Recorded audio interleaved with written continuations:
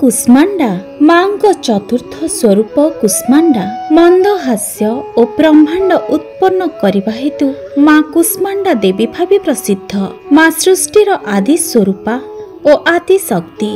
ସୂର୍ଯ୍ୟମଣ୍ଡଳର ଅନ୍ତଃ ଲୋକରେ ମାଙ୍କର ନିବାସ।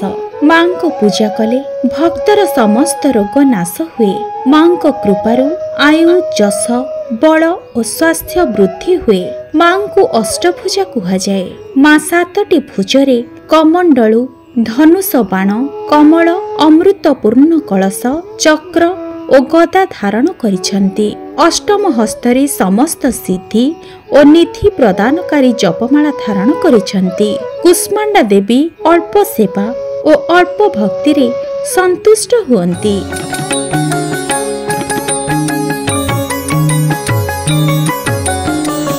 देवी सर्वभूतेषु शान्तिरूपेण संस्थिता नमस्तस्यै नमस्तस्यै नमस्तस्यै नमो नमः नमस्तस्यै नमस्तस्यै नमस्तस्यै नमो नमः। ଯେଉଁ ଦେବୀ ସମସ୍ତ ପ୍ରାଣୀଙ୍କ ମଧ୍ୟରେ କ୍ଷମା ରୂପରେ ଅବସ୍ଥାନ କରିଛନ୍ତି ତାହାଙ୍କୁ ନମସ୍କାର, ତାହାଙ୍କୁ ନମସ୍କାର, ତାହାଙ୍କୁ ବାରମ୍ବାର ନମସ୍କାର।